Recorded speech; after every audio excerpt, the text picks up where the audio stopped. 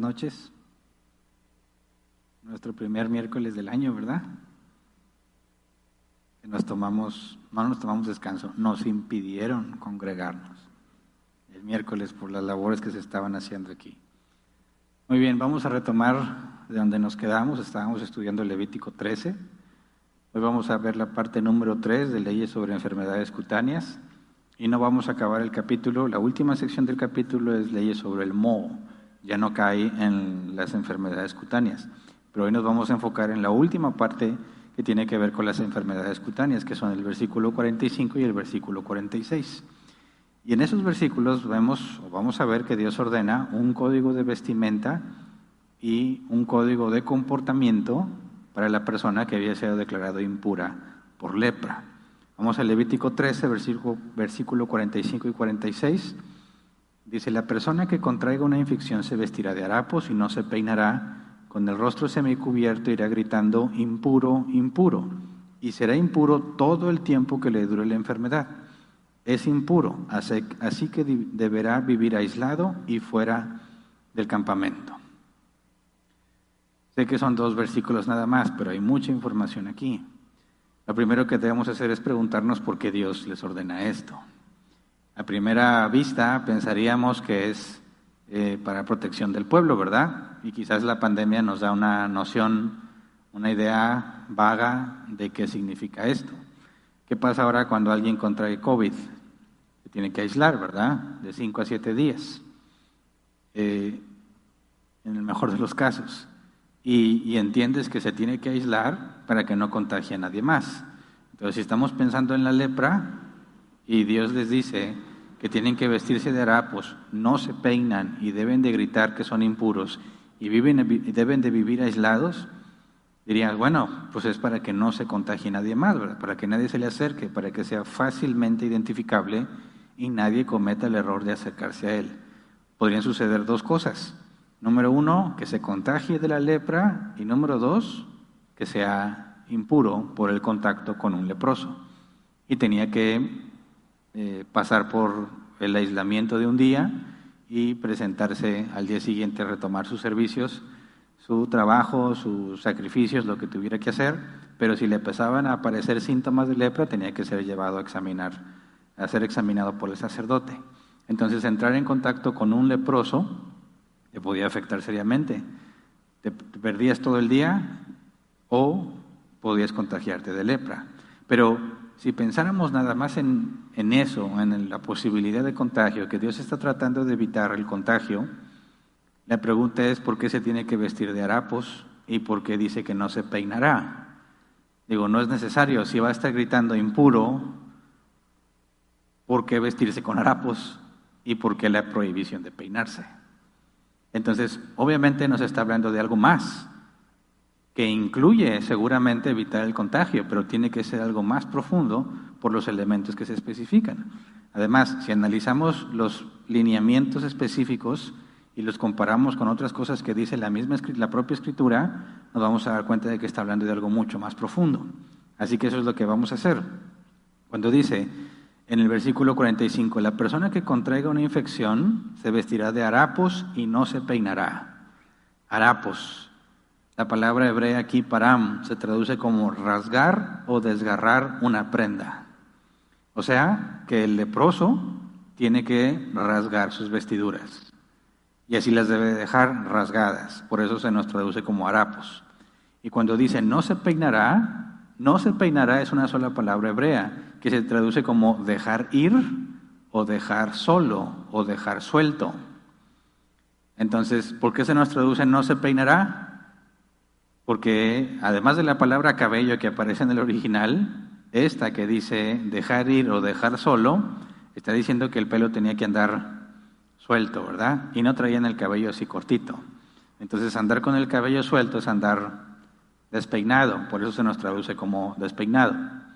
Ahora, fíjate que precisamente rasgar las vestiduras o andar despeinado estaba prohibido para el sumo sacerdote. Levítico 21:10 dice: aquel que sea elegido sumo sacerdote entre sus hermanos y sobre cuya cabeza se ha derramado el aceite de la unción y a quien se le haya conferido autoridad para llevar las vestiduras sacerdotales, no deberá andar despeinado ni rasgarse las vestiduras.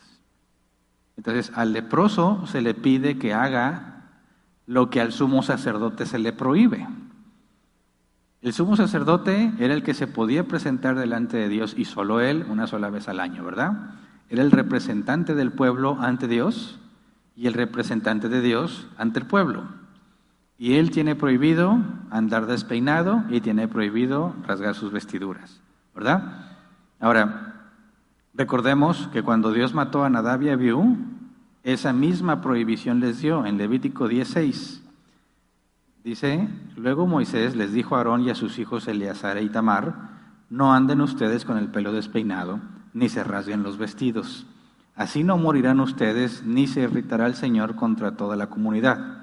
Sus hermanos israelitas harán duelo por el incendio que produjo el Señor. Y en su momento vimos que aquí se refiere claramente al duelo.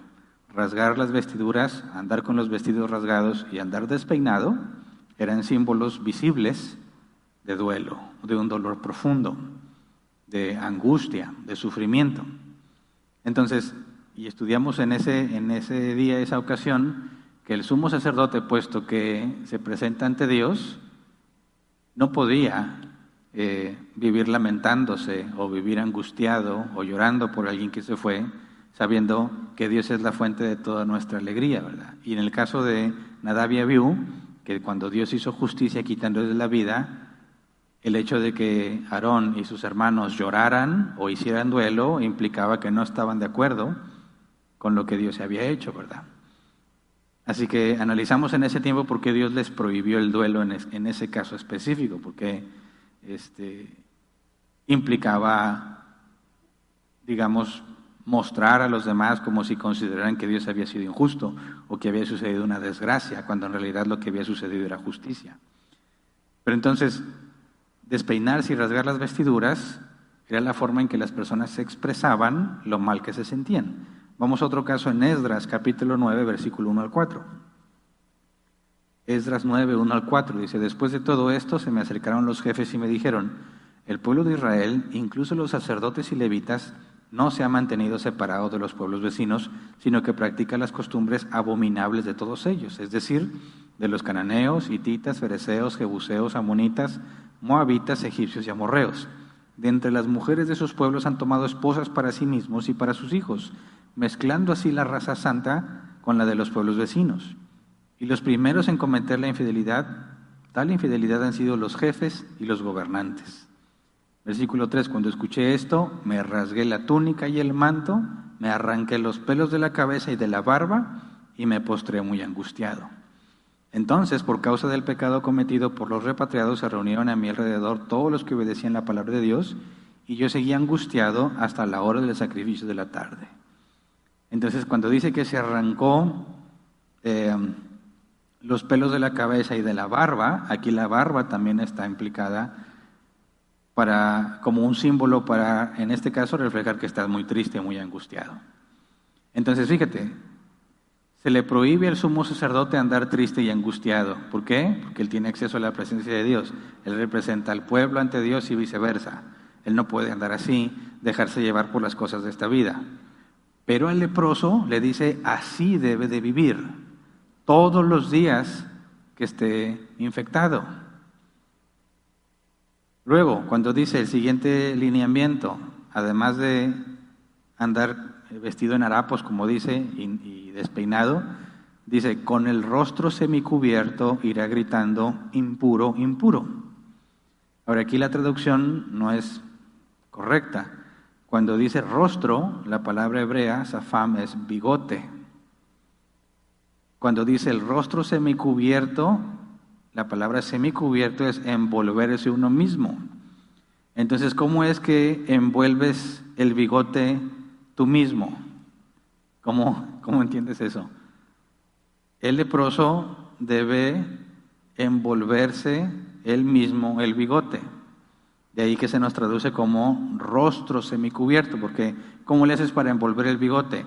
Ahora, la parte de bigote también se traduce como boca, incluso se puede traducir como barba. ¿Cómo es que envuelves tú mismo la barba? La cubres, ¿verdad? Entonces, ¿por qué tenían que por qué tenían que cubrirse la boca desde el bigote y gritar impuro, impuro? Digo, eso afecta, ¿no? Tendrías que gritar más fuerte porque te estás cubriendo la boca. ¿Por qué razón les pediría eso? Algunos dicen, bueno, pues cuando gritas impuro, pues ya le echaste todo el aliento, ¿verdad? Y puede que lo contagies. Tal vez, por eso usamos cubrebocas hoy en día. Pero no es eso. Mira, vamos a Ezequiel 24, versículo 15 al 17. Ezequiel 24, 15 al 17, dice, el Señor me dirigió la palabra. Hijo de hombre, voy a quitarte de golpe la mujer que te deleite la vista. Pero no llores, ni hagas lamentos, ni dejes tampoco que te corran las lágrimas. Gime en silencio y no hagas duelo por los muertos. Átate el turbante, cálzate los pies y no te cubras la barba ni comas el pan de duelo. Cuando dice no te cubres la barba, estoy usando las mismas palabras hebreas. No te cubras la barba ni comas el pan del duelo. ¿Por qué se cubría la barba? Por el duelo, la pérdida de su esposa, que Dios la anticipa, que se la va a quitar de golpe y que tiene prohibido llorar. Pero Ezequiel no es el sumo sacerdote, no tiene esa prohibición. Bueno, no es el tema de hoy, pero si sigues leyendo ese capítulo, esto que se le pide a Ezequiel es para que el pueblo se pregunte qué está pasando y por qué Ezequiel se comporta así, para que vayan y le pregunten y él les diga lo que Dios ha profetizado. Pero el punto para nosotros es que cubrirse la barba también era señal de duelo. Luego Miqueas 3:7 dice, los videntes quedarán en vergüenza, los adivinos serán humillados, Dios les tapará la boca, pues no les dará respuesta. Y cuando leemos así, Dios les tapará la boca, parece que dice que los va a callar, ¿verdad? Ya cállate. Pero no es eso. Lo que está diciendo en el hebreo es que cubrirá su bigote. ¿Qué implica eso? Que estarán de duelo. No que los va a dejar callados, sino que los va a dejar en duelo. Fíjate lo que dice el comentario de Helicos. Cubrirse la barba, que era el orgullo de los orientales, era también señal de luto. Esto generalmente se hacía arrojando la falda de la prenda sobre la parte inferior de la barbilla. O sea, imagínate que traes, en el caso de un leproso, la túnica rasgada y te cubrías así. Eso era señal de duelo. Comentario Benson. Según los doctores hebreos, cubrir el labio implicaba que el leproso no debía saludar a ningún hombre en todos los días de su inmundicia. Además de que es una señal de duelo, implicaba que no debería comunicarse, según este comentario, no debía de comunicarse con los demás. Cuando nos dice la Escritura que tenía que ser aislado, implicaba que tampoco había comunicación verbal. Porque siempre que viera una persona tenía que gritar impuro, impuro. ¿Cuándo podría estar platicando con alguien? Nunca. Quedaba totalmente excomunicado del pueblo. Entonces dice que se tenía que cubrir y tenía que gritar impuro e impuro. Ahora, hay una referencia nada más, o encontré, quizás haya más, nomás encontré una referencia que posiblemente se refiere a esto en Lamentaciones 4:15. Dice, largo de aquí, impuros, les grita la gente, fuera, fuera, no nos toquen. Entre las naciones paganas les dicen, son unos vagabundos que andan huyendo, no pueden quedarse aquí más tiempo. Y aquí vemos lo inverso, en lugar de que el leproso grite que es un impuro, la gente le grita impuro, no nos toquen, fuera, lo que es el propósito del leproso al gritar, ¿verdad? Y esta es una profecía de cómo tratarían a los israelitas después de que fueran desterrados. Entonces dice el comentario de Helicos, como la lepra era la más contaminante y como la sola entrada de un leproso en una casa ensuciaba todo lo que había en ella, o sea, lo convertía en impuro, aún los objetos, o sea, no seres vivos, cualquier objeto que entrara en contacto con un leproso tenía que aislarse todo el día. Dice, la persona así afligida tenía que advertir a los transeúntes para que no se acercaran a él y al contacto con él se contaminaran. En algunos casos, esto se hacía por medio de un heraldo que precedía al leproso.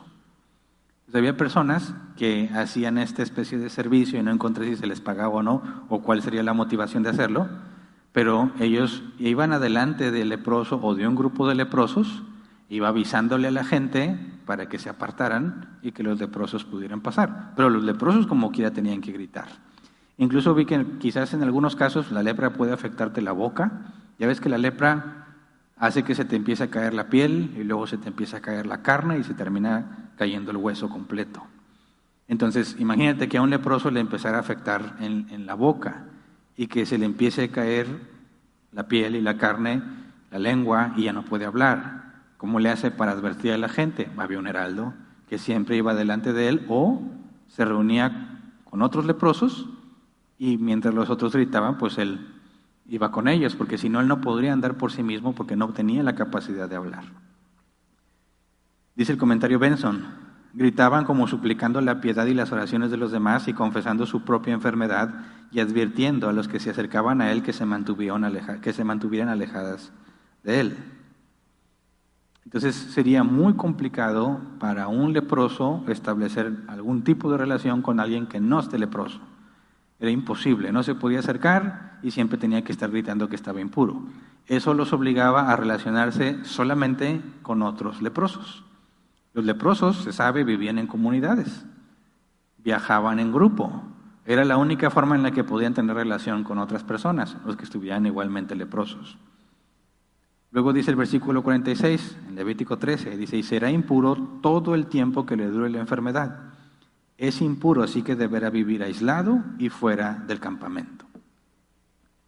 Dice el comentario Ellicott, según la legislación durante el segundo templo, si se paraba debajo de un árbol y pasaba una persona limpia, contaminaba al transeúnte. En la sinagoga a la que deseaba asistir, se veían obligados a hacerle un compartimiento separado de 10 palmos de alto y 4 codos de largo y ancho, o sea, separado del resto, era un área exclusiva para ellos. Y el leproso tenía que ser el primero en entrar y el último en salir de la sinagoga. Por lo tanto, dice, la lepra fue considerada como una muerte en vida y como un castigo terrible del Señor. Comentario Benson dice, para su humillación, para prevenir el contagio de otros y para mostrar el peligro de conversar con leprosos espirituales o pecadores notorios, el leproso tenía que aislarse de todos los demás. Pero fíjate cómo empiezan aquí a hacer referencia, cuando dice el comentario Benson, mostrar el peligro de conversar con leprosos, pero agrega espirituales o pecadores notorios. ¿Por qué hace esa afirmación convirtiéndolo en algo espiritual la lepra o en un pecador al leproso? De ahí, nos tenemos que preguntar, ¿por qué Dios le pide eso al leproso? Porque tiene que vivir humillado, porque tiene que mantenerse lejos de todos los demás y mostrar todos los días que dure su lepra, ya sea que se muera o que quede limpio. ¿Se acuerdan que había ciertas condiciones y la lepra le cubría absolutamente todo el cuerpo? Entonces podía haber que lo examinaran y si ya estaba todo cubierto de lepra, podía ser declarado limpio.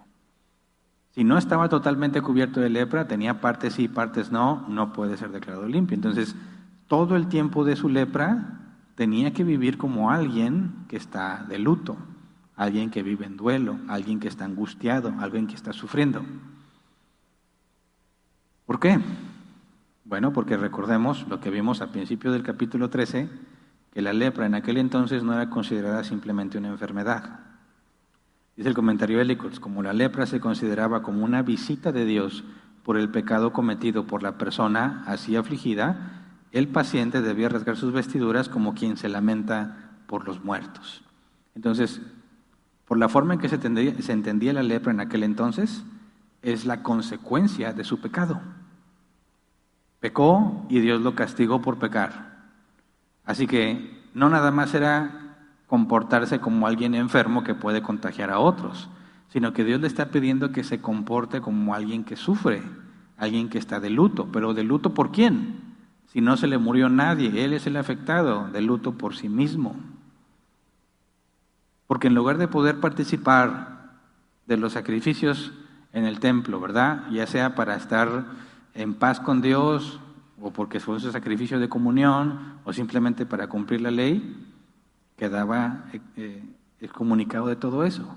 Y realmente se supone que es un israelita que anhela estar con Dios y que anhelaba obedecer a Dios, pero Dios lo castiga por su pecado y le está diciendo que quedas excomunicado de entre los israelitas, deberías vivir en una en un sufrimiento y en un duelo constante a causa de su propio pecado. Pero obviamente es una ley, está impuesto sobre ellos que se deben de portar así. Pero no significa que ellos realmente se sentían así, ¿verdad? Entonces, para nosotros o como un espectador de lo que representa la lepra y cómo Dios ordena que se comporte el leproso, ¿qué nos enseña? ¿Cuál es la percepción de Dios para con aquel que peca, al grado en que Dios lo tiene que castigar y excomunicar? Bueno, se supone que la lepra te va matando lentamente y es la consecuencia de tu pecado. De manera que el pecado que Dios condena, aquel que ya no puede estar en paz con Dios, ya no puede hacer sacrificios expiatorios ni de comunión, va a matar lentamente a la persona y tiene que vivir en agonía constante. Nos muestra la consecuencia del pecado sobre las personas. Cómo nadie debe de acercarse a ese pecador, nadie debe tener comunión con él, y cómo debe de vivir el propio pecador consciente de la consecuencia de su pecado, de manera que espera, lo único que espera es que Dios lo perdone, que sería el caso en que alguien sería declarado limpio. Nosotros podemos ver ahí una analogía con la disciplina de la iglesia. Cuando Jesús dice, tenlo por gentil y publicano, después de pasar los 3 pasos, hablar con él a solas, traer testigos y luego la asamblea. Fíjate bien que la asamblea hace la función del sumo sacerdote o del sacerdote que examinaba al leproso. Porque la asamblea, juzga la situación y determina si hay pecado no confesado o no hay arrepentimiento por el pecado cometido. Lo mismo que el sacerdote hacía con la lepra, examinaba que los síntomas de lepra, ¿se acuerdan? La piel hendida, rojizo, se caía el vello y salía vello blanco. Dices, bueno, si tiene esas características, debe ser declarado impuro y debe ser excomunicado. Pero si mostraba mejorías, podía ser reintegrado.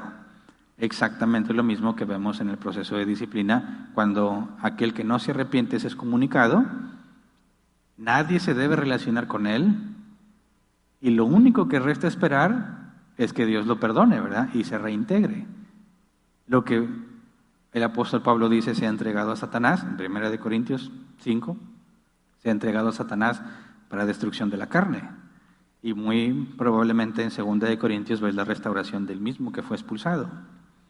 Entonces la situación del leproso comunica la manera en que el pecador debe de vivir, o cómo se supone que debe de vivir mientras queda alejado de los medios por los cuales podía estar en paz con Dios. Y si lo vemos en la iglesia, si en aquel entonces eras excomunicado de Israel y Dios vivía en Israel, ¿verdad? De los israelitas. Y ahí es donde podías entrar en contacto con Dios y estar en paz con Dios. Y luego Jesús instituye el proceso de disciplina en la iglesia, ves la analogía con mucha claridad. El que es excomunicado no queda fuera de los israelitas, sino fuera de la iglesia. Y así como los israelitas no deben tener contacto con el leproso porque se contagian, lo mismo se instruye en cuanto al excomunicado, que no debemos comunicarnos con ellos, no debemos relacionarnos con ellos. Pero también hay una advertencia, ¿verdad? Porque puede ser tropezadero para mí. Entonces, la manera en que el leproso moría lentamente de una manera grotesca comunica lo que el pecado hace en la vida de la persona. Y en la analogía de la disciplina, obviamente es pecado no confesado. La persona que insiste en pecar es como un leproso. Ahora fíjate bien este hecho. Cualquier cosa o cualquier persona que entre en contacto con un impuro, con un leproso, automáticamente es contagiado o adquiere la impureza del leproso, ¿verdad? Solo Dios podía quitarle la lepra, no había un mecanismo para curarlo. El sumo sacerdote examinaba si tenía lepra o no, pero no hay nada, ninguna recomendación, ningún ungüento, ninguna medicina, ningún tratamiento para ayudarle al leproso. Lo que se le pide es que viva en duelo, humillado. Me parece que es una analogía muy clara de lo que el pecador debe de hacer cuando insiste en pecar y no se pone a cuentas con Dios. Pero considerando ese contexto, por qué el leproso debía estar así y por qué no debe acercarse a nadie, nos da un contexto muy importante para entender lo que Jesús hizo en Lucas 5, versículo 12 al 15. Lucas 5, 12 al 15 dice: en otra ocasión, cuando Jesús estaba en un pueblo, se presentó un hombre cubierto de lepra.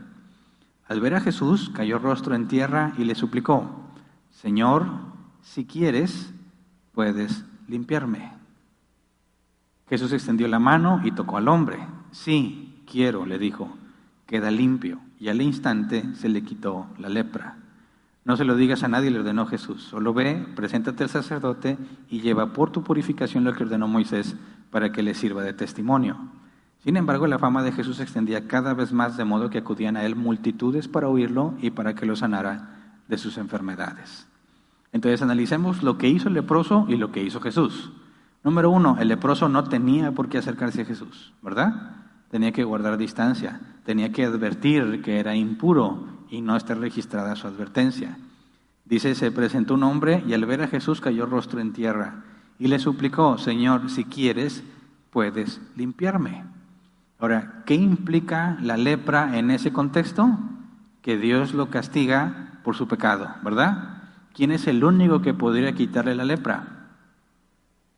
Dios. No está pidiendo una medicina, no está pidiendo el milagro de sanidad, porque la lepra no era vista como una enfermedad, sino como el castigo de Dios por el pecado. Entonces este leproso le dice a Jesús que si quiere lo puede limpiar. ¿Qué le está diciendo a Jesús? Tú eres Dios. ¿Qué se requiere para que un hombre confiese que Jesús es el Señor? La regeneración. Nadie puede confesar a Jesús, nadie puede acercarse a Él reconociéndolo como Dios, rogándole que lo limpie, porque pedirle que lo limpie, ¿qué implica? Perdón de pecados. ¿Qué es lo que está haciendo este leproso? En otras palabras, le está diciendo: Jesús, si quieres, puedes perdonar mi pecado. Y luego dice, versículo 13, Jesús extendió la mano y tocó al hombre. ¿Qué pasaba si un hombre toca a un leproso? En automático queda impuro, ¿verdad? El leproso más el que le tocó, ambos son impuros. ¿Qué pasó cuando Jesús tocó al leproso? La impureza del leproso no fue hacia Jesús, sino que la pureza de Jesús fue al leproso. ¿Por qué ningún hombre se podía acercar al leproso? Porque quedaba impuro. Jesús tocó al leproso y el leproso quedó puro. ¿Qué implica eso? Que Jesús no es un hombre simplemente. Y es lo primero que reconoció el leproso. Fíjate, si nosotros leemos la historia sin el contexto de Levítico 13, pensamos que es un enfermo que le pide un milagro de sanidad, como muchos enfermos lo hacían. Pero en este caso es mucho más profundo lo que está pasando aquí, porque el leproso primero reconoce que su pecado, su lepra, el castigo, puede desaparecer, puede ser perdonada su deuda, si Jesús quiere. Fíjate la humildad del leproso. No le está rogando, le dice: si quieres, puedes limpiarme. Lo deja a su criterio. No, ni siquiera le está diciendo: límpiame. Si quieres, puedes limpiarme. Jesús lo toca y le dice: quiero, se limpio. Y al instante se le quitó la lepra. Jesús dice: no le digas a nadie, y le ordena que vaya y cumpla con lo que vamos a ver en el capítulo que sigue, en el capítulo 14, la ofrenda que se tenía que presentar cuando alguien era declarado puro. Es decir, que ya la lepra ya no es un problema, que Dios ya dio evidencia de que lo perdonó. Entonces aquí tenemos una referencia muy clara de la deidad de Cristo, reconocida primero por el leproso y segunda demostrada al tocarlo. Luego otro caso, los 10 leprosos. Lucas 17, 11 al 19. Dice: un día, siguiendo su viaje a Jerusalén, Jesús pasaba por Samaria y Galilea. Cuando estaba por entrar en un pueblo, salieron a su encuentro 10 hombres enfermos de lepra. Como se habían quedado a cierta distancia, gritaron: Jesús, Maestro, ten compasión de nosotros. Al verlos les dijo: vayan a presentarse a los sacerdotes. Resultó que mientras iban de camino quedaron limpios. Uno de ellos, al verse ya sano, regresó alabando a Dios a grandes voces. Cayó rostro en tierra a los pies de Jesús y le dio las gracias, no obstante que era samaritano. ¿Acaso no quedaron limpios los 10? Preguntó Jesús. ¿Dónde están los otros 9? ¿No hubo ninguno que regresara a dar gloria a Dios excepto este extranjero? Levántate y vete, le dijo al hombre, tu fe te ha sanado. Ahora analicemos que este es un caso muy diferente al del leproso anterior. El leproso anterior se le acercó a Jesús, ¿verdad? A una distancia en que Jesús lo puede tocar. Estos no se acercan, estos le gritan a la distancia. Estos están haciendo lo correcto, ¿verdad? Estos están obedeciendo la ley. No se pueden acercar a alguien limpio. Así que cuando dice que le gritan a la distancia, ¿verdad? Están haciendo lo correcto. No se quieren acercar a Jesús porque ellos son leprosos.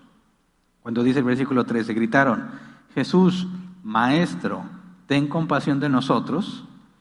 Aquí hay una diferencia también muy importante con respecto al leproso anterior. El leproso anterior le dijo: si quieres, puedes limpiarme. Este le dice: Maestro, ten compasión de nosotros. No están pidiendo lo mismo, ¿verdad? Fíjate bien, el leproso que vimos anteriormente en Lucas 5, y se acerca y le dice: Jesús, si quieres puedes limpiarme, implícitamente está reconociendo la deidad de Cristo, ¿verdad? Estos, cuando le piden a Jesús que tenga compasión, ¿lo están reconociendo como Dios? ¿Sí o no? Cuando le dicen: Maestro, ten compasión de nosotros, ¿recibieron fe? ¿Ya habían sido regenerados como el leproso anterior? Si tú dices: pues sí, bueno, sigamos leyendo. Dice el versículo 14: al verlo les dijo: vayan a presentarse a los sacerdotes. ¿Qué implica? Que ellos entienden, Jesús quiere que vaya y que nos examine el sacerdote, ¿verdad? No sé si entienden realmente lo que implica eso. Presentarse al sacerdote obviamente es decir: ya estoy limpio y que me examine, o como vimos en algunos casos, parecía que había mejoría, pero podía recaer. Pues no sé, porque el texto no lo afirma, si estos estaban convencidos de que Jesús los iba a sanar, pero obedecieron, ¿verdad? Y cuando dice, resultó que mientras iban de camino quedaron limpios. Uno de ellos, al verse ya sano, regresó alabando a Dios a grandes voces. Cayó rostro en tierra a los pies de Jesús y le dio las gracias, no obstante que era samaritano. Uno regresa a agradecerle a Jesús. Ahora sí se acerca a los pies de Jesús. Ya no hay ningún problema. ¿Por qué? Porque está sano. Ya no tiene lepra. ¿Y los otros 9? Se fueron bien contentos y ya. Entonces, cuando dice el versículo 17, ¿acaso no quedaron limpios los 10? Preguntó Jesús. ¿Dónde están los otros 9? Digo, recibieron el mismo milagro los 10. ¿Cómo es que solo uno agradece? Dice, no hubo ninguno que regresara a dar gloria a Dios, excepto este extranjero. Fíjate, que regresara a dar gloria a Dios. Tiene que ver con Jesús. Versículo 19, levántate y vete, le dijo al hombre, tu fe te ha sanado. Y aquí hay una conexión con la fe y la sanidad que recibió de lepra. ¿Qué implicaba la lepra? No una enfermedad simplemente. Ser sanado de lepra era ser perdonado por tus pecados, ¿verdad? Entonces, cuando le dice, tu fe te ha sanado, eso implica que por medio de la fe recibió perdón de pecados. En eso consiste el Evangelio. Pero no fue sanado y luego recibió fe, ¿verdad? Sino que recibió fe y fue sanado. Ahora, la fe no viene antes del nuevo nacimiento, es imposible. La fe viene con el nuevo nacimiento. Pero los otros 9 también fueron sanados, pero no recibieron fe, ¿verdad? Dios puede hacer el milagro de sanar a alguien y no darle salvación. De seguro se sentían agradecidos, pero no reconocieron a Jesús, no se humillaron ante Él. no conectaron el perdón de sus pecados con Jesús. El único que regresa a darle gracias por el perdón de pecados a Jesús es el que recibió fe. Así que cuando vemos que Jesús sana a los 10, la pregunta es, ¿le perdonó los pecados a los 10? ¿O solo a uno? Solo a uno. A los otros los sanó, pero no les dio la regeneración. Eso explica por qué hay personas que ven cosas sorprendentes y aún así no creen. Personas que incluso podrían experimentar un milagro en término bíblico, una sanidad sobrenatural, y aún así no tienen fe. ¿Por qué? Bueno, Dios hace el milagro y acuérdate que el milagro apunta únicamente a Dios. Nos habla del poder de Dios, solo Dios lo pudo haber hecho. Pero Dios se reserva a quien le regala la justicia, a quien le regala la salvación y a quien no. Y el hecho de que Dios sane físicamente a alguien no significa que le da la salvación.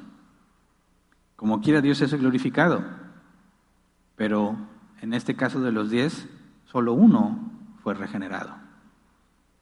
Entonces, cuando hablamos de la lepra y del leproso y de la disciplina, quizás nos podemos a pensar en esos que pecan, esos que son expulsados. Pero en esencia, todos somos leprosos. Seguimos pecando, ¿verdad? Por eso la Biblia afirma que aunque fuimos declarados justos, en la regeneración fuimos justificados. No hay más deuda, ¿verdad? Pasamos de muerte a vida eterna. Es un hecho que no tiene reversa, no es reversible, ya está hecho. Pero como quiera, tenemos que acudir constantemente para pedir perdón por nuestros pecados. ¿Por qué? Si tus pecados ya fueron perdonados. De ahí que muchos piensan, bueno, es que si peco, perdí la salvación y tengo que volver a pedir perdón para volver a ser salvo de nuevo.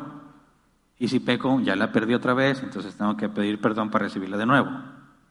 Pero eso no es lo que la Biblia enseña, ¿verdad? Si nuestros pecados fueron totalmente perdonados, ¿por qué tenemos que acudir a Jesús para pedir perdón por nuestros pecados? Porque ya no se trata de la salvación y de la justificación, sino de nuestra relación con Dios. Le somos infieles a Dios cuando pecamos y necesitamos reconocer nuestro error. Y la Escritura dice que Dios es fiel y justo para perdonarnos.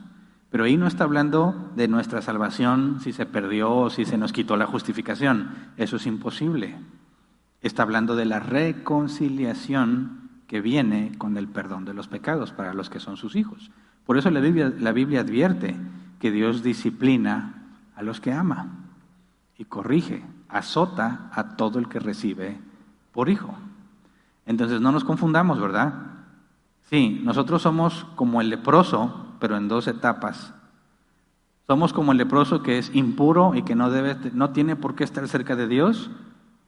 Y un día nos dio la fe y le pedimos perdón a Dios.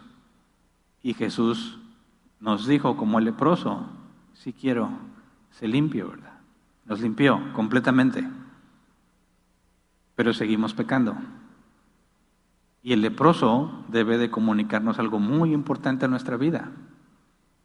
Que a pesar de que fuimos declarados justos, el pecado en la vida del cristiano estorba la comunión con Dios. No porque Dios te rechace, sino porque tú mismo te rebelas contra Él. Y estamos llamados, como se le dice a las iglesias en Apocalipsis, a la Odisea, lavar nuestros ojos, lavar nuestras vestiduras, acercarnos a Él continuamente. Por el sacrificio de Jesús sabemos que nos va a perdonar, por eso dice, es fiel y justo para perdonarnos. Pero no podemos engañar a Dios pensando que Él no se da cuenta o que simplemente lo pasa por alto. Como el leproso se le ordenaba vivir consciente de su condición, nosotros debemos ser como el leproso todavía, sabiendo que tenemos que acercarnos a Dios constantemente. Pero es un hecho que somos perdonados. Eso ya quedó garantizado. Pero necesitamos estar en paz con Él. Necesitamos ponernos a cuentas. El leproso debe de ser nuestra identidad cada vez que pecamos. No podemos hacer como que nada pasó. Al cabo Dios me perdona. No. Tenemos que estar conscientes de la muerte que implica el pecado y que no corresponde con nosotros vivir en esa condición. Pecamos y tropezamos y hay que acudir a Dios a pedir perdón, a rogarle que nos dé arrepentimiento. Pero cuando nos adaptamos, nos acostumbramos y toleramos ese pecado, debiéramos hacer como el leproso, ¿verdad? Gritar, soy impuro. Buscar vivir de duelo, sabiendo que es terrible el pecado a los ojos de Dios. De manera que no cometamos el error de ver al leproso como alguien ajeno a nosotros, ¿verdad? Esos cristianos malos, porque todos pecamos. El leproso debe ser la muestra de cómo debiéramos ser excluidos del pueblo de Dios y debiéramos ser excluidos de toda comunión con Él. Pero por medio de su Hijo Jesucristo tenemos misericordia y gracia. Y Él no nos abandona, a pesar de que somos infieles. Por eso, nuestra vida, la vida cristiana, debe ser una vida en gratitud. No le servimos a Dios para obtener algo. Le servimos a Dios por todo lo que ya nos dio. No le servimos simplemente porque queremos quedar bien con Dios, ¿verdad? O que se complazca en nosotros porque lo hacemos bien. Es imposible que se complazca en nosotros porque tenemos una naturaleza pecaminosa. Pero si estamos en Cristo Jesús, se complace en nosotros porque estamos en Cristo. Nos ve como si fuésemos Cristo. Pero nos esforzamos por hacer las cosas bien, nos esforzamos por ser obedientes, por crecer en santidad, porque estamos agradecidos. Aun si Dios decidiera dejarnos en la miseria el resto de nuestros días, no acordarse de nosotros para nada, aún así deberíamos estar totalmente agradecidos porque ya nos dio todas las cosas en Cristo. Y Dios hace mucho más por nosotros a pesar de que ya nos dio todas las cosas en Cristo. Podemos ver su enorme gracia, la enorme benevolencia para con nosotros por cómo nos trata a pesar de quienes somos. Entonces, cuando pensamos en Jesús sanando a los leprosos, tenemos que ver a Jesús perdonando pecados y recordar que nosotros vivíamos igual, ¿verdad? Pero por su sola gracia aquí estamos. Y por su sola gracia separamos tiempo para venir a estudiar. Y por su sola gracia nos da la capacidad de entender su palabra. Y por eso le rogamos que nos enseñe y que podamos ir creciendo cada vez más, como lo afirma su palabra, la estatura de Cristo. Así que aquí nos quedamos hoy. Vamos a ponernos de pie y vamos a orar.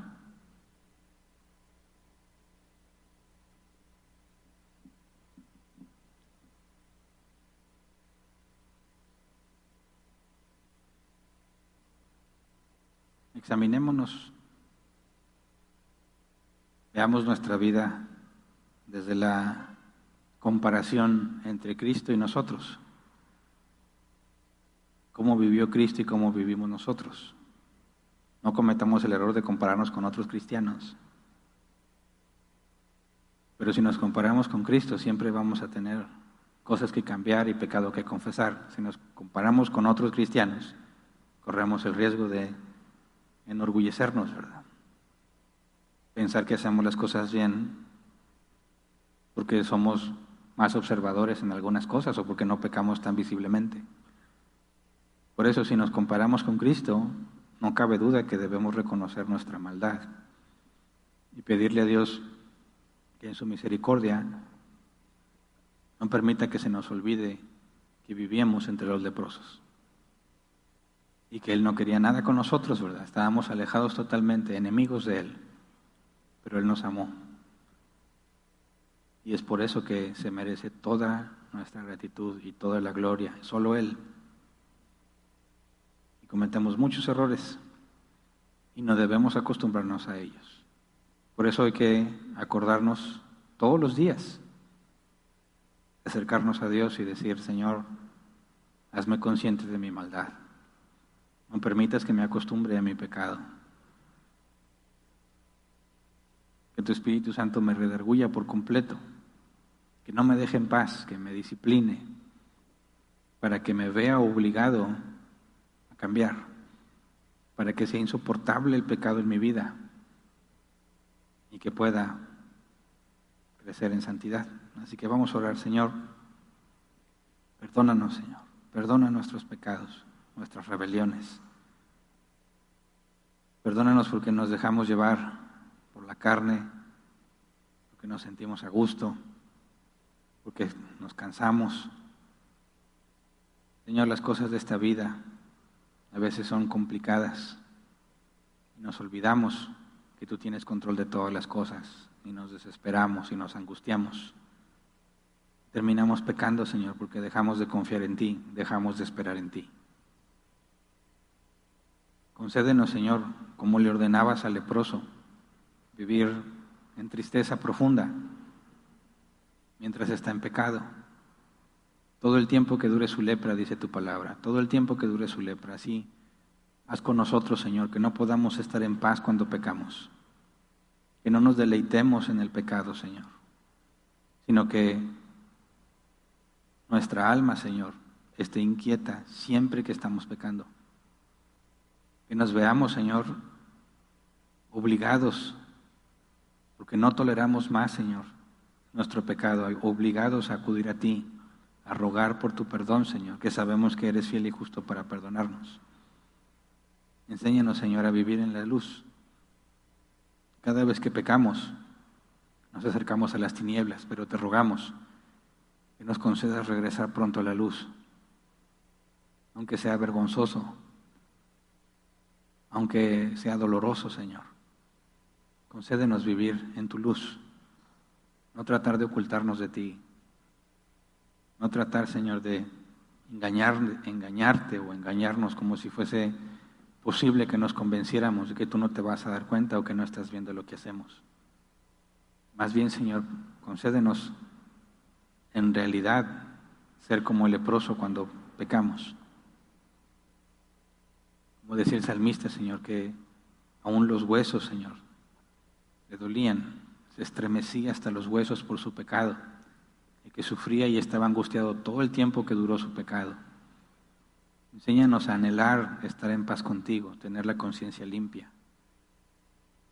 Que no podamos, Señor, disfrutar de nuestra maldad, de los deleites que provienen de la carne, sino que podamos, Señor, vivir en disciplina, morir a nosotros mismos y vivir para ti, Señor, negándonos cuando la carne demanda que le demos gusto, obligándonos y esforzándonos para hacer lo correcto, lo que a ti te agrada, Señor, simplemente por gratitud, porque tú te lo mereces, por todo lo que nos has dado, Señor, y lo que nos darás. Por eso solo tú eres digno de gloria y honra. No hay nadie como tú, Señor. Y por tu sola gracia decidiste, para gloria de tu nombre, limpiarnos de nuestro pecado, Señor. Enséñanos a perseverar y a confiar en ti, no importa qué tan difícil sea la situación, Señor. Enséñanos a huir de la tentación de manera que podamos deleitarnos haciendo tu voluntad. Gracias por tu perdón, gracias por tu misericordia, y te rogamos, Señor, que pongas en nuestra vida la evidencia del arrepentimiento que nos concedes. Te damos gracias de antemano en el nombre de Jesús. Amén. ¿Pueden sentarse? Pasamos a la sección de preguntas, si es que las hay.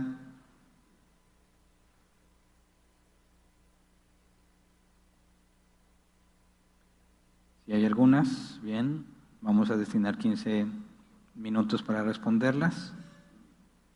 Este próximo martes ya toca la sesión de preguntas y respuestas. Hay algunos que han estado preguntando que cuándo es. Bueno, cada 2 semanas, cada 14 días. El día de ayer no hubo, el próximo martes, si Dios quiere, va a haber. A las 7 p.m., hora de México. Bien, leo la primera pregunta. Dice, nada más tiene iniciales RCVG. Dice, buenas noches, pastor. Mi duda o pregunta es, yo ya acepté la muerte de mi esposo, no estoy renegando de eso. Sé que Dios tiene un tiempo para todo, pero yo no soporto, lo extraño demasiado. Le pido a Dios con todo mi corazón que ya no siento dolor, pero no puedo. ¿Estoy pecando? No necesariamente. Mira, no sé qué tan reciente sea eso, cuánto tiempo ya ha pasado, pero podemos ver en la Escritura que había un periodo de duelo entre los israelitas, ¿verdad? Cuando moría alguna persona, puedes ver 30 días de duelo que se hacían para que la persona procese correctamente lo que sucedió, ¿verdad? Muchas veces cuando tenemos alguna pérdida de alguien muy cercano, no sabemos lidiar con esa situación o nos tratamos de hacer los duros, tratamos de decir, bueno, yo lo acepto porque Dios es soberano, pero nos negamos el desahogarnos, el llorar, el entregarnos a Dios porque nos duele. Y cuando tú no te permites desahogarte correctamente, tú mismo estás extendiendo ese proceso, porque aunque intelectualmente estás consciente de que se hizo la voluntad de Dios, aún no has aceptado la realidad en la que vives. Y eso genera un choque muy común entre los que experimentan el duelo. Entonces, lo que hay que hacer es primero entender que el hecho de que te duela, que te sientas triste, no es algo malo en sí mismo. Acuérdate, las emociones no están en nuestro control, pero los sentimientos sí. Entonces, cuando nos duele, que es algo natural y que no puedes evitar, tienes que procesar ese dolor de la manera correcta. Dios no te pide que te hagas fuerte y que te aguantes el dolor, sino que te desahogues en él. Entonces, cuando hay personas que dicen algo como lo que comenta esta persona y dice, no ha podido avanzar realmente, no sabe si está pecando o no, esa misma confusión hace que no puedas avanzar porque no estás consciente de si estás haciendo lo correcto o no. Entonces, lo que yo recomiendo en este tipo de casos es que te enfoques realmente en lidiar con ese dolor, no negándolo, sino desahogándolo con Dios, ¿verdad? Muchas veces nos surgen las dudas, las preguntas, preguntarle a Dios, ¿por qué? ¿Por qué a mí? ¿Por qué me pasa esto? Y la pregunta en sí misma no es algo malo, ¿verdad? Tú puedes acercar con Dios y preguntarle lo que tú quieras. Él tal vez te vaya a contestar. Tal vez como en el caso de Job, hasta que te pones bien necio, entonces llega y no te da la respuesta que quieres, pero te ilustra que su control es de tal manera que es incomprensible para nosotros. Y a Job le bastó, ¿verdad? Dijo, me tapo la boca. Entonces, Job es el ejemplo de que cuando no estamos procesando correctamente las emociones que tenemos y estamos creando sentimientos negativos, contrario a lo que debería de ser, la clave está en acudir a Dios y decir todo lo que siento. Y Él es paciente. Y a Él le agrada que acudas a Él y le digas la verdad de lo que sientes. Dios no se va a enojar porque te duele. Tienes que entender que hay que procesarlo correctamente, tienes que asimilarlo y que va a tomar tiempo. Entonces, cuando empieces a reconocer que no te pone en conflicto con Dios el hecho de que extrañes a esa persona o el hecho de que te duela esa pérdida, es algo que quizás se va a quedar contigo la mayor parte de tu vida. Habrá situaciones en las que te acuerdes y vuelvas a sentir dolor, eso no es malo en sí mismo, ¿verdad? Eso es parte natural de las emociones que todo ser humano va a experimentar. Conforme vayas procesándolo y hablándolo con Dios, te vas a dar cuenta que va a ir menguando esa situación y llegará el día en que puedas hablar sin experimentar un dolor dentro de ti cuando lo dices. Entonces sabrás que sanaste por completo, ¿verdad? Que ya no es un problema o ya esas emociones ya no influyen en tus sentimientos, pero tienes que pasar por ese proceso correctamente. Así que busca a Dios en oración, llora, desahógate, pregúntale lo que le quieras preguntar. Muchas veces son esos momentos los que nos enseñan, lo que nos revela. Dios en su misericordia y como vamos a ver en su providencia, esa situación nos lleva muchas veces a entender cosas que nunca antes habíamos entendido. Pasajes en la Escritura que siempre has leído y te quedabas con cierta información de lo que entendías, después de pasar por un proceso doloroso, llegas a ciertas partes de la Escritura y se vuelven mucho más claras y profundas de lo que nunca habías entendido. Y entonces empiezas a avanzar. Así que eso es lo que te recomiendo que hagas. No luches con ese dolor, sino desahógate con Dios. Siguiente, Juan Villarreal dice, buenas noches, en el caso de Job, ¿se tomaría en cuenta el mismo contexto cultural con su enfermedad de la piel? Es muy probable, aunque no se especifica si es lepra. Vemos que los amigos de Job acusaban a Job de estar así por causa de su pecado, de manera que entendieron que, digamos, en la misma forma que se comprendía la lepra, entendían que la enfermedad que tenía Job era consecuencia de pecado y por eso lo acusaban. Job insistía en que no había hecho nada malo, ¿verdad? Sus amigos decían que estaba enfermo porque había pecado. Y tanto Job como sus amigos estaban equivocados. Job porque aseguraba que él no había pecado, y claro que peca, todo hombre peca. Y sus amigos estaban equivocados porque esa enfermedad no vino a consecuencia del pecado, sino que fue voluntad de Dios para que Job conociera a Dios como nunca antes lo había conocido. Así que no toda la enfermedad es consecuencia de pecado. Y sí, todos pecamos y nadie puede decir que si está enfermo en ninguna manera es porque no pecó, porque bíblicamente sí existe la posibilidad de que estés experimentando alguna enfermedad, alguna dolencia a causa de tu pecado. Y no se trata de que encuentres medicina, sino de que te pongas a cuentas con Dios y te arrepientas. Siguiente. Dima Perú dice, buenas noches a todos. Pastor, ¿cómo hacían los leprosos para conseguir alimento? Supongo que ni siquiera podían comprar alimentos porque nadie quería estar en contacto con el dinero con el que pagaran. No, ellos tenían que subsistir por sus propios medios. Lo que sabemos históricamente es que había comunidades de leprosos y ellos buscaban obtener su propio sustento. Según la condición del leproso, algunos podían cazar, otros sembraban, otros vivían de las limosnas que la gente les pudiera dar, pero tenían que encontrar la manera de subsistir, y puesto que en aquellos tiempos se dedicaban a cultivar la tierra, ellos podían hacerlo quizás a mucho menor escala que otros, con muchas limitaciones, pero lo podían hacer. Siguiente, Blanca Solórzano, ¿la lepra siempre era considerada castigo de Dios? En aquellos tiempos sí. Todavía hasta los tiempos de Jesús era considerada castigo de Dios. Siguiente, el nombre dice equipo de seguridad. Dice, si Dios ya dio la vida por nosotros y perdonó nuestros pecados, ahora somos salvos, y si esa salvación se nos puede retirar. No, no se puede retirar. ¿Por qué? Por varias razones. Número uno, la que yo considero más clara, es que Jesús dice, si no me equivoco en Juan 10, la voluntad de mi Padre es que de los que Él me da, no pierda yo ninguno, sino que lo resucite en el día postrero. Así que fíjate bien, Jesús tiene la encomienda de parte del Padre que de todos los que le dé, o sea, todos los que somos salvos, regenerados, que no se pierda ninguno.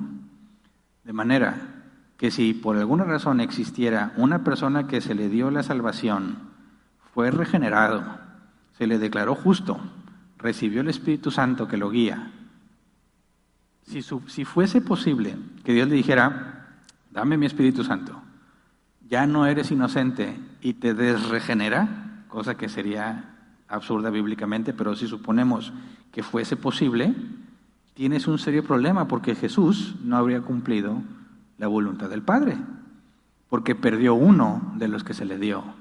Y si Jesús fracasa, si no obedece al Padre, peca, ¿verdad? Y si peca, ya no es Dios. Y si Jesús no es Dios, nunca fuimos salvos, ¿verdad? Fuimos engañados. Hay muchas más formas de mostrar, ¿verdad?, que la salvación no se pierde, pero para mí esa es la más clara y la más fácil de explicar.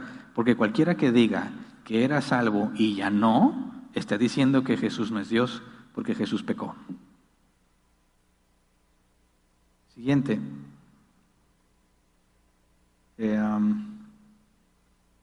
Blanca Solórzano de nuevo dice, si no hay más preguntas, pastor, ¿qué significa en Salmos 22:6? Mas yo soy gusano y no hombre, oprobio de los hombres y despreciado del pueblo. ¿Es tratado Jesús como gusano?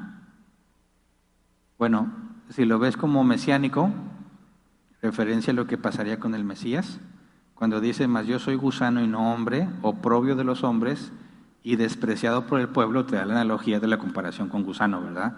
Ser despreciado, no vale nada, no tiene valor para ninguna persona, como un gusano no tiene ningún valor. Y Si lo ves en una aplicación mesiánica, implicaría que sería despreciado como lo más vil. En ese sentido, aplicaría la analogía de decirse, soy como gusano, ¿verdad? Y ya, son todas, ¿correcto? Correcto. Muy bien, entonces terminamos con la sesión de preguntas. Pasamos a los avisos, pero esos van fuera de la transmisión, ¿verdad? Muy bien, entonces hasta aquí despedimos la transmisión. Espero que nos acompañen también el próximo domingo para continuar con nuestro estudio de la Divina Providencia. Hasta pronto.